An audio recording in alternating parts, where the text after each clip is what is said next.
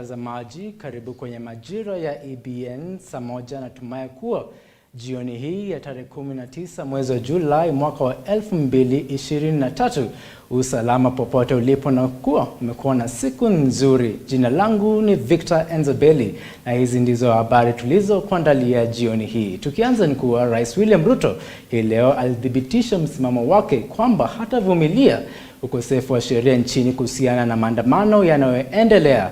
Rais alikuwa akizungumza huko Kericho wakati wa uzinduzi wa mradi wa maji wa Kimugu, ambapo alisema serikali yake imejitolea kikamilifu kutoa huduma kwa Wakenya na kuwa uharibifu wa maisha na mali hauna nafasi katika serikali yake. Daktari Ruto alikuwa ameandamana na viongozi wengine wa Kenya Kwanza, ikiwa ni pamoja na kiongozi wa wengi Kimani Ichung'wah, mbunge wa Kiharu Ndindi Nyoro, ambapo walimtumu kiongozi wa upinzani kusababisha fujo nchini.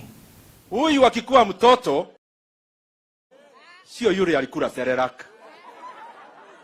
Huyu sio yule ya mkate ya Bluebird. Huyu ni wa Murusik. Na walikuwa wameona makamu wake usiku, na wakatuona sisi usiku. Sisi sio wale wa serelak. Sisi ni mokimo na gwase na doma. Na ndio tunawaambia, kama nyinyi ni wanaume, simugetokea leo. Simumeona leo hakuna maandamano. And we want to tell them from here in Kericho, the politics of conmanship, the politics of violence, the politics of brickmanship has come to an end in Kenya. Kenya is a country on the rule of law. Na hatutaalau mtu yeyote atuletee maandamano kama njia ya mkato ya kuongoza Kenya. Na ya mwisho, I want to tell them, nyinyi ya Kinatinga na wewe Rais Uhuru Kenyatta ambaye amestaafu, next time wacha kuwadaa watoto wa Kenya na watoto wa Kenya na vijana. Kama nyinyi ni wanaume, kujeni maandamano nyinyi wenyewe, tuonane na nyinyi macho kwa macho. Mbia na yule sponsor wake, sisi leo Wakenya wameonyesha wanataka amani Kenya. Ile pesa wanatumia yenye walipora kuleta mauaji Kenya, wananchi wa Kenya wamedhibitisha wanataka amani na hawataki kubaguliwa na misingi ya ukabila, fujo na ghasia. Kericho mmekubaliana? Mimi nataka niwahakikishie sisi kama wabunge, ile mambo ya mswada ya Finance Act ambayo inashughulikia wananchi wa kawaida, ile ushuru tuliongeza kwa watu wenye wako na pesa mingi, hiyo kama ndio wanatetea kupitia kifo na mauaji na kuharibu mali ya wananchi, sisi hatutawakubalia. Kericho mmekataa? Mumewakataza?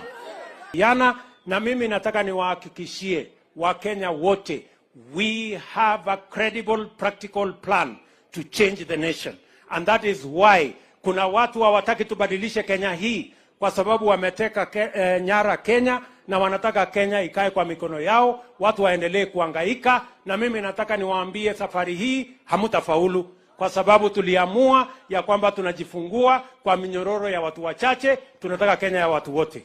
Ama mnasemaje watu wa Kericho? Vijana mko tayari? Vijana mko tayari? Na vile vile mwisho, tumekubaliana hatutaki Kenya ya fujo. Hatutaki Kenya ya kupigana. Hatutaki Kenya ya kuharibu mali ya watu. Hatutaki Kenya ya kuharibu barabara imejengwa na pesa ya Kenya. Kama kuna mtu wako na shida, panga siasa yako kwa njia ambayo haina fujo. Na mimi nataka niwaambie wa Kenya, it is our collective responsibility as the people of Kenya to protect our country, protect our democracy from violence, from anarchy, from those who want to cause loss of life and destruction of property and destruction of our business. We must stand together against them and tell them Kenya is a democratic, peaceful country where everybody's property and everybody's life matters, and the police must make sure that they are firm on criminals, on gangs, on the anarchists and on all the people who want to cause mayhem in our country. Tukiangazia swala la maandamano, ni kwa polisi hii leo walitumia risasi za moto na gesi ya kutoa machozi kuwatawanya waandamanaji katika miji kadhaa, huku serikali ikitangaza marufuku ya maandamano. Umati ulitawanya huko Nairobi, Kibera, Mathare, Juja, Kayole na Kibera, kati ya maeneo mengine ambapo polisi wa kutuliza ghasia walitumia gesi ya kutoa machozi kuwatawanya. Miji mingi ilibaki bila watu na biashara zilifungwa kwa sababu wafanyabiashara waliofia wizi uliojitokeza katika maandamano ya awali. Kisumu, waandamanaji walitawanya kwenye kituo kikuu cha mabasi ambapo walikuwa wamezuia barabara. Hata hivyo, mji mkuu ulibaki bila watu. Kisii, waandamanaji walijenga moto katika maeneo ya Mwembe Tayari na Daraja Mbili ambapo polisi walikabiliana nao. Hali kama hiyo ilishuhudiwa pia Nakuru na maeneo mengine ya mji wa pwani ya Mombasa. Nimekuja kwa barabara juu ya unga. Unga lazima bei irudishwe chini. Tunaumia sisi kama wananchi wa Kenya. Tafadhali wana Kenya, Ruto aturudishie unga ya chini, bei ya unga chini. Na maandamano leo hatungependelea gasikorosho. Leo tuko na nyinyi. Sasa tuko na nyinyi. Leo tuko na nyinyi. Hatutaogopa. Hatutakimbia. Hatutakimbia. Na sisi ni Wakenya, tuko na haki ya kuenda maandamano. Ni all over the Kenya. Maandamano.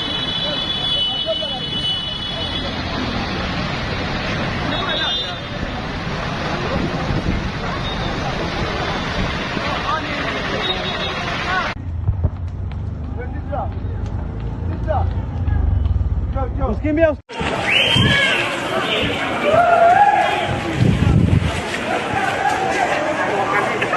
Wanakimbia kule ala.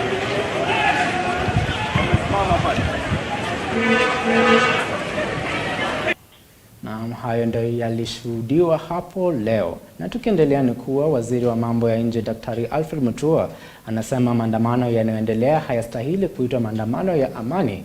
Mutua ameongeza kuwa baadhi ya waandamanaji wameonekana wakibeba silaha hatari huku wakiharibu miundombinu. Alikuwa akizungumza na waandishi wa habari katika barabara ya Harambee ambapo alisema taarifa zinazotoka kuhusu mauaji katika maandamano zimegusiwa na lengo lake ni kueneza habari za uongo. Who are those 23 people who they say died? I'd like to know them, their names and others. So they're just throwing names and figures out there. You know, that is bad manners for an organization of such stature. That is really a high level of inefficiency and unprofessional work, because they need to do their own research before they come out issuing letters and statements that are basically full of misinformation. We all know that the violence actions that we've seen by a few paid goons have been politically instigated by known architects of violence and therefore cannot be categorized as peaceful assembly as alleged by the spokesperson.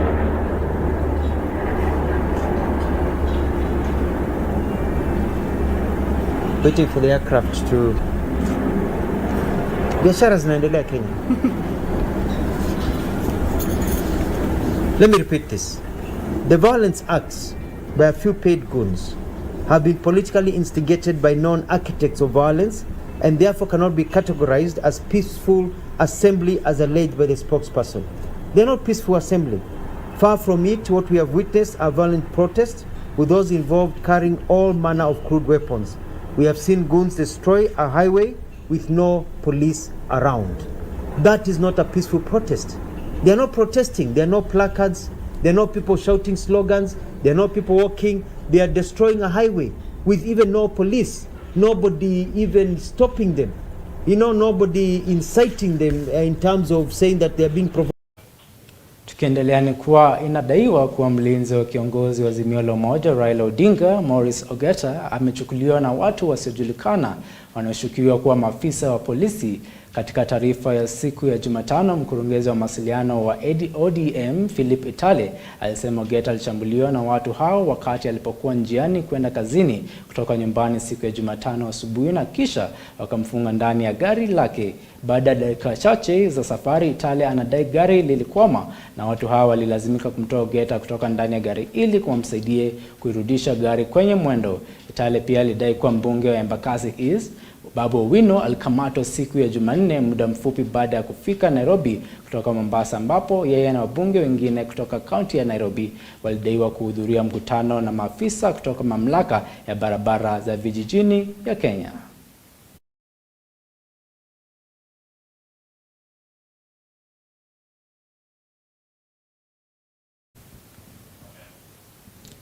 Biashara zilisimama kabisa katika mji wa Luanda baada ya mamia ya waandamanaji kuingia mtaani kupinga gharama kubwa ya maisha. Maandamano hayo yalianza huku Esibuye, Emuhaya, Ebusakame na mji wa Luanda, huku wakazi wenye hasira wakilalamikia gharama kubwa ya maisha.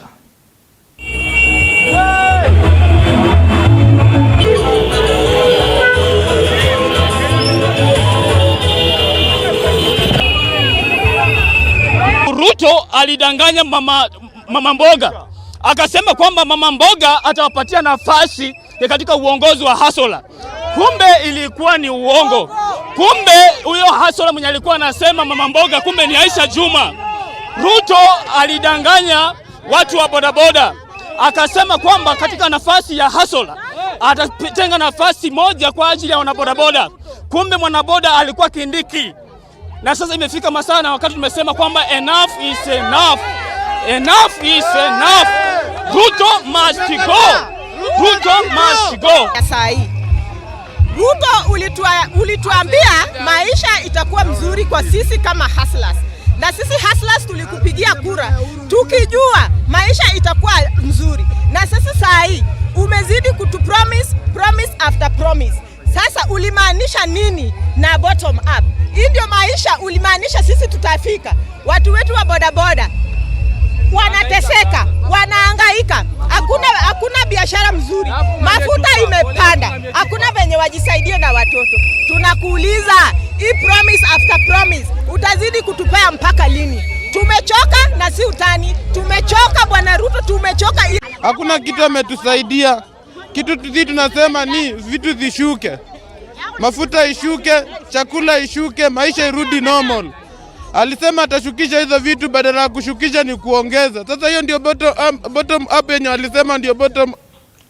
Haya ndio maoni ya sehemu ya wakazi wa Luanda. Na tukisonga mbele, mkuu mbunge wa Nakuru Magharibi Samuel Arama alitumia bunduki kuwatawanya waandamanaji wanaopinga serikali, huku biashara nyingi zikifungwa kwa hofu ya uporaji. Arama alitoa bunduki yake baada ya kukabiliwa na waandamanaji wenye hasira katika eneo la Shabab huko Nakuru. Kundi hilo lilikimbia kwa usalama na kumwacha bila kumdhuru hata wakati waliendelea kupambana na polisi katika sehemu za nje ya jiji.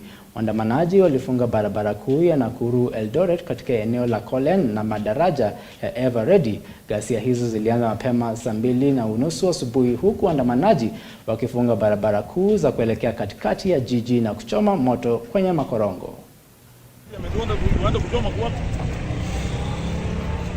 Kwani hatukupigia Raila kura? Si hata mimi nilimpigia akashindwa na William Ruto, alafu anakuja kutuambia upuzi hapa. Hao watu hata nikasema hivi watu wapigwe marisasi, kwa nini hawezi kupigwa? Mimi nitapiga mtu risasi. Wewe ndio kama wewe mtu anaenda kwa kanda fanya kazi. Toka hapa muende. Sasa mnakuja kukamatwa na polisi hapa.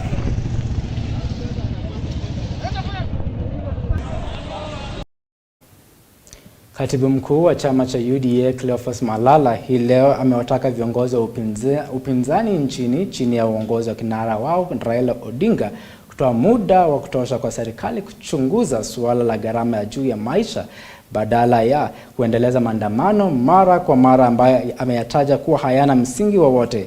Akizungumza mjini Kakamega baada ya kuongoza maandamano ya amani kupinga hatua ya viongozi wa upinzani, katibu huyu ametoa onyo kali kwa baadhi ya viongozi, ikiwa ni pamoja na seneta wa Vihiga Godfrey Osotsi, naibu wa chama cha ODM Wycliffe Oparanya na wengine ambao wanaunga mkono maandamano hayo. Pia amewashauri viongozi hao kufanya maandamano katika maeneo wanayotaka, hasa Kakamega.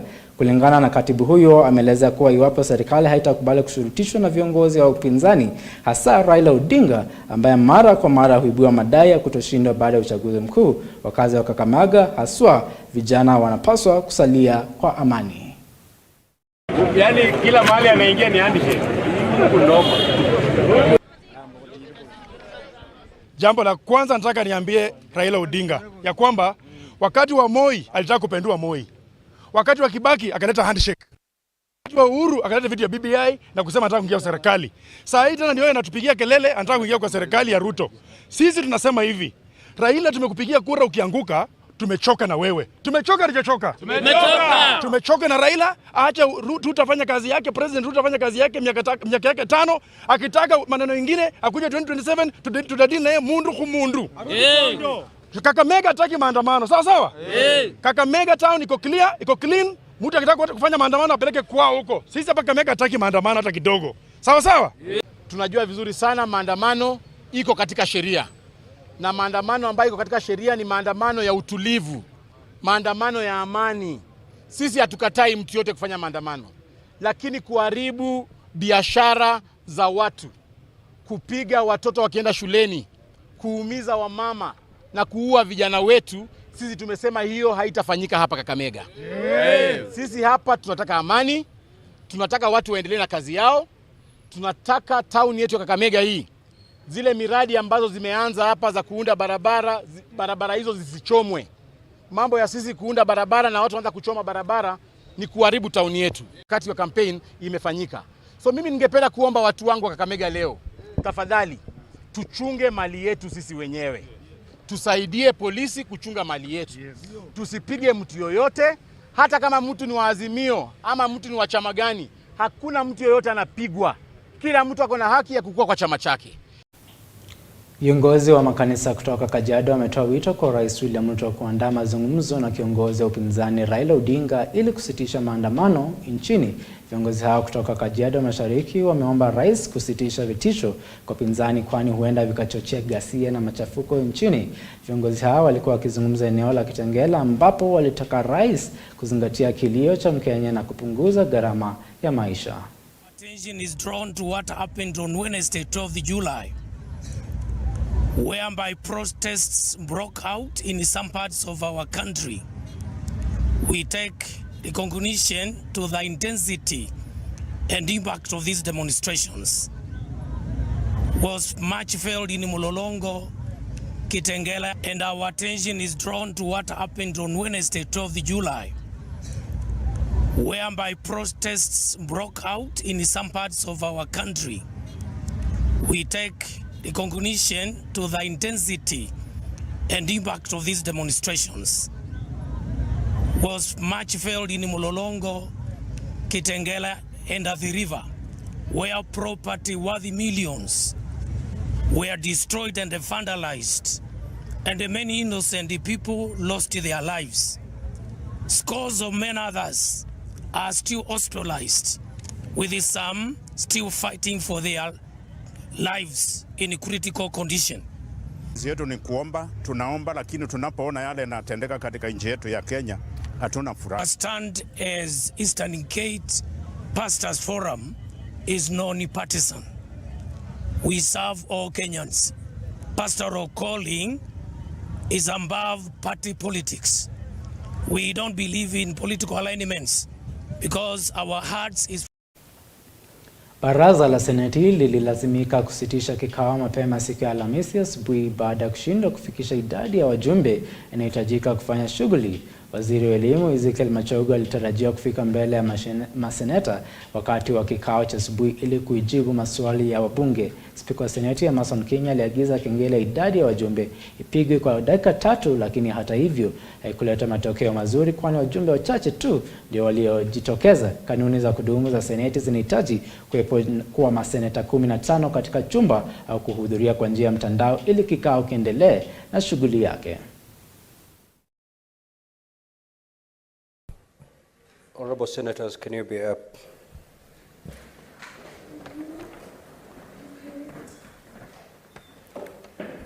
Honorable Senators, there being no quorum, and having rung the bell pursuant to the provisions of Standing Order 40, the Senate stands adjourned until today, Wednesday, 19th July 2023, at 2:30 p.m.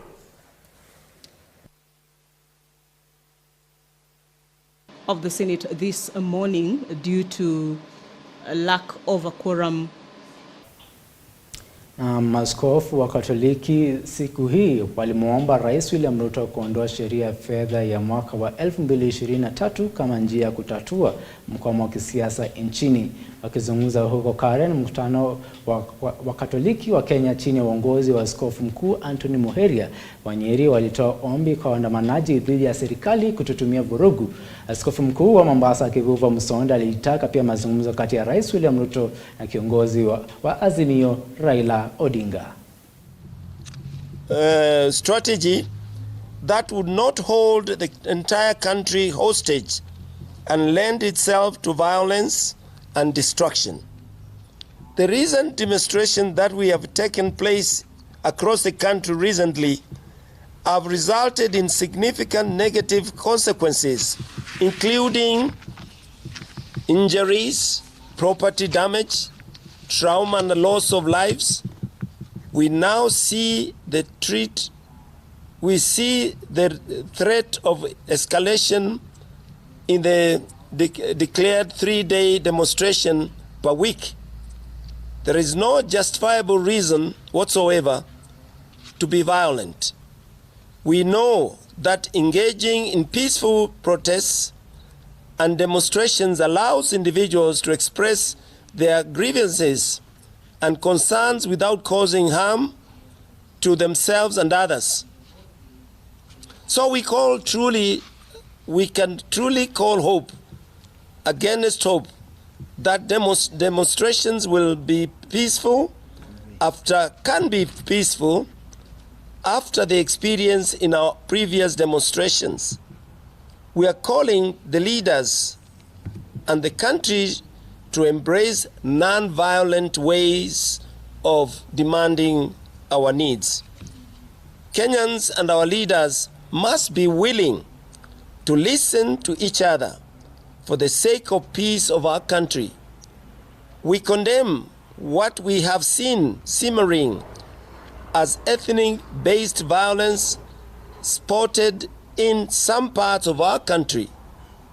We now make this passionate appeal to the President William Ruto and Right Honorable Raila Odinga to give dialogue a chance. We demand the failed bipartisan talks should be resumed in a different context that brings on board the religious leaders and some eminent persons and bodies. We believe that there is no problem, however difficult, that cannot be resolved through dialogue. We must at all costs avoid the loss of lives. No further blood should be shed. I repeat, no further blood should be shed in Kenya and beyond.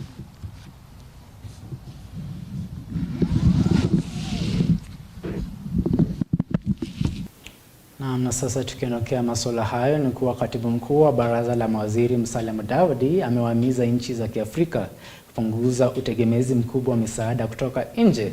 Akizungumza huko Nairobi wakati wa uzinduzi wa mienendo ya maendeleo ya Afrika ya mwaka wa 2023 chini ya toleo la 6 la Muungano wa Afrika, Mudavadi alisema taasisi zote za kifedha za kitaifa zinapaswa kuwezeshwa na kuimarishwa ili ziweze kuelekeza fedha kwenye uwekezaji endelevu. And unleash the wave of sustainable investments needed to achieve our ambitious goals. First, sovereign access to cheap capital is key, and the international community has to live up to its promises. Kenya was an instrumental, vocal member of the African Group of Negotiators on Climate Change that achieved the Global Shield loss and damage mechanisms at the COP27. Through the African Union, we need to continue to press for a seat at the G20 and for a reallocation of IMF special drawing rights.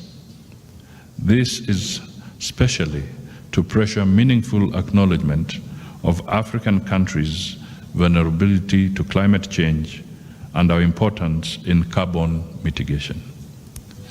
Second, Africa must counter negative risk perceptions by both foreign and African investors.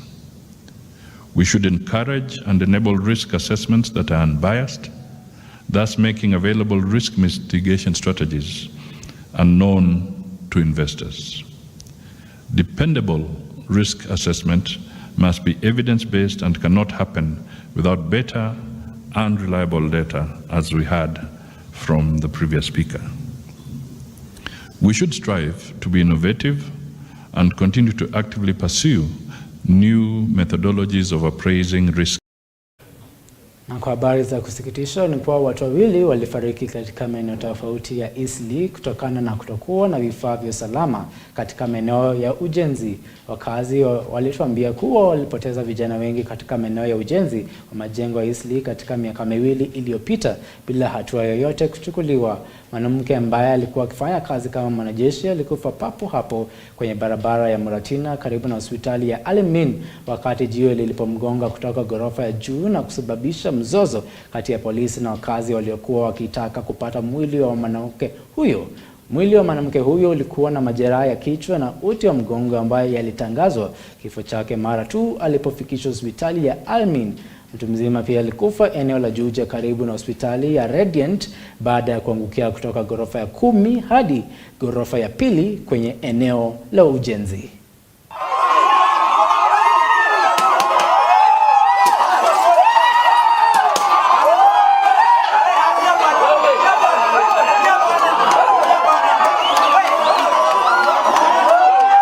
Kila wiki lazima mtu akufe na nini? Kwa ghorofa. Na kama huyu nasikia ni mawe imetoka tu juu from nowhere ikamuua. Na mwingine pale alikuwa oria, ni ndio ilimuua. Lakini barabara chini ni mkoko. Mtu wa mkoko alikuwa anatoka. Mawe wengi siwajui lakini wewe sijua kwao. Wengi ni wanaume. Unapatana tu na kifo, unasikia ameanguka chini amekufa. Hii kitu ikitendeka nimesikia tu tukaambiwa na mama mwingine twende tuone kuna mama ameangukiwa na mawe. Nasikia tu alikuwa ameongea na mama yake. Kumaliza kuongea na mama yake ndiye akaingia ndani. Kuingia ndani ndiye ameangukiwa na mawe. After kuongea na mama yake. Mfanyikazi wa hapa, mimi ni mfanyikazi wa hapa. Nafanya kwa hii Al-Amin Hospital. Na mimi nimesikia tu kuna msichana amegongwa na mawe kutoka kwa hiyo ghorofa. Ni hivyo tu. Jina naitwa Irene. Bado wanaendelea kufanya kazi. Hapa tuko Jam Street. Bado wanaendelea kufanya kazi. Sasa karibu na Al-Amin Hospital. Sasa tumeshangaa sana kwa sababu watu wanakufa hapa and then. Kama saa hii kuna mama hapa amegongwa na mawe amekufa. Sasa hatujuangi shida inakuanga nini. Na hiyo building wanaendelea wakijenga na hii area watu wamekufa wengi, kuna wengine walipigwa na choki ya stima pale win pale mbele. Sasa tujui shida inakuanga ni nini hapa Eastleigh jameni. The workers who were there told us that she's called Josephine Anyango, but they couldn't tell exactly the age, but she's a middle-aged lady. We have seen quite a number from different sites, but some of them are just normal injuries, some have mortality like this one, and it has been there for the last I think 3-4 years, but it Na hizo ndizo habari tulizozipea kipaumbele jioni hii. Asante sana kwa kujiunga nami kwa habari zaidi. Jiunge na mwenzangu Sam Adika hapo saa 3 kwa habari zaidi. Jina langu ni Victor Enzobeli na nakutakia usiku njema.